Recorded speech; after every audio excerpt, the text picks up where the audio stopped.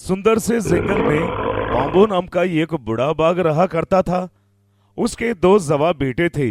छोटे बेटे का नाम बंटी, जो बिल्कुल सफेद और सुंदर था। वो सुंदर होने के साथ साथ बहुत अच्छा व्यवहार का भी था। लेकिन बड़ा बेटा गनी बहुत लालची और खुदगर्ज का था। उसका व्यवहार जानवरों के साथ बिल्कुल सही नहीं था। बाघ भी गनी के इस बात से बिल्कुल खुशी नहीं था।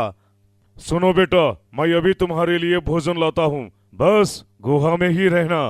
इतना बोलकर बाघ वहां से चला जाता है। थोड़ी देर बाद जंगल में बहुत बड़ी आंधी और तूफान शुरू होता है। ये देखकर बंटी बहुत परेशान हो जाता है।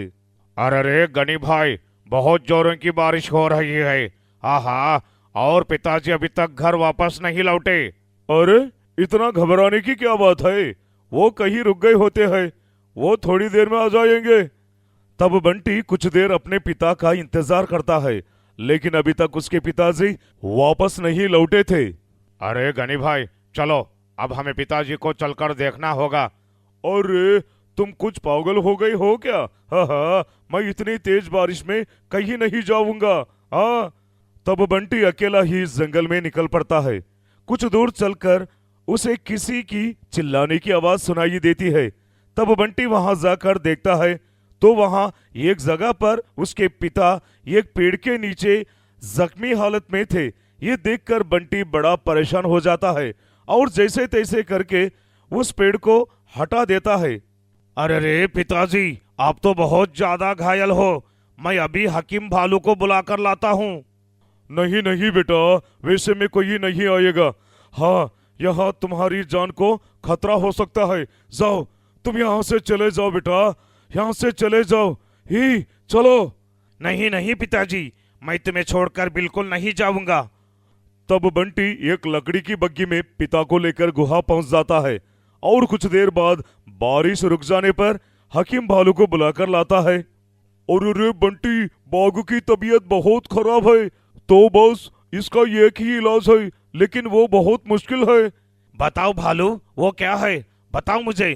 काली पहाड़ी के पास जादुई तीन रास्ते हैं। वो तीन रास्तों पर चलकर तुम्हें एक रास्ते पर एक जादुई सोने का सेब मिलेगा। उसे लाकर तुम अपने पिता को खिलाना होगा, लेकिन वो रास्ता कौन सा होगा बिल्कुल मुझे पता नहीं है। तब बंटी जल्दी से उस रास्तों की ओर निकल पड़ता है और कुछ देर बाद वो तीन रास्तों तक पहुंच जाता है। वहां देखता है एक रास्ता सोने से बना था, दूसरा हीरों से बना था और तीसरा एक साधारण रास्ता। इन रास्तों पर एक सुनहरा बाघ खड़ा था और हीरों के रास्ते पर एक सफेद बाघ खड़ा था और साधारण रास्ते पर एक साधारण बूढ़ा बाघ खड़ा था। तभी आगे से एक सोने का बाघ बोलता है, वो बंटी, मैं तुम्हारी मजबूरी जानता हूँ। तुम्हें जो चाहिए मैं तुम्हें वो दे सकता हूँ। हाँ, चलो, तुम्हें मेरे रास्ते से मेरे घर चलो। तभी उसमें से साधारण बूढ़ा बाघ बोलता है, अरे बंटी, मुझे तुम्हारी मदद की बहुत जरूरत है। मेरे दोनों बच्चे बहुत बीमार हैं, तुम ही उसका इलाज कर सकते हो। चलो, मेरे रास्ते में मेरे घर चलो बेटा। तभी वहीं पर खड़ा सफेद बाघ बोलता है, अरे बंटी, तुम इनकी बातें मत सुनो, ये तुम्हें कुछ ही नहीं देने वाले और मैं तुम्हें हीरोइन से मलामल कर दूंगा। चलो मेरे साथ। तभी बंटी को अपनी पिताजी कही वो बातें याद आती है। अरे सुनो बेटा, हम छोटे हो या बड़े, एक ही बातें सिखाते हैं कि अगर कोई मुसीबत में हो तो उसकी मदद जरूर करनी चाहिए, तो भगवान उसका फल जरूर देगा बेटा।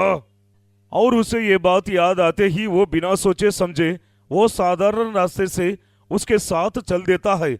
जैसे ही वहां अंदर जाता है और वहां देखता है तो वहां सब सोना ही सोना था और वहां बूढ़ा बाघ भी सोने का बाघ रूप में बदल जाता है। यह देखकर बंटी हैरान रह जाता है। अरे, ये क्या बाघ, तुम सोने की बाघ में कैसे बदल गए? तुम तो एक साधारण बाघ थे ना। अरे नहीं बंटी, ये तीनों ही रूप मेरे ही थे और ये तीनों रास्ते भी मेरे ही अपने थे। ये तो तुम्हारी एक परीक्षा थी और उसमें तुम पास हो गए। बताओ तुम्हें क्या चाहिए? तब बाघ को बंटी पूरी कहानी बताता है। उसकी बात सुनकर बाघ कहता है, अच्छा तो ये बात है, ये लो, तुम एक नहीं 2 सेब ले जाओ और इसे अपने भाई को भी खिला देना। इसे खाकर वो भी एक लालची बाघ से बदल कर तुम्हारा जैसा ही बन जाएगा। तब बंटी उसे लेकर अपने गुहा तक पहुंच जाता है और उसे अपने भाई और अपने पिता को खिला देता है। उसे खाकर तो वहां दोनों बिल्कुल सही हो जाते हैं और ये सब तीनों मिलकर अब हंसी खुशी से जंगल में जीवन बिताते हैं। तो इस कहानी से ये सीख मिलती है, यदि आप लालची नहीं करते तो इसका फल आपको बहुत मीठा मिलता है। जैसे बाघ ने सोना और हीरे की परवाह ना करके बूढ़ा बाघ की मदद के लिए गया, वैसे भगवान ने उसकी मदद की।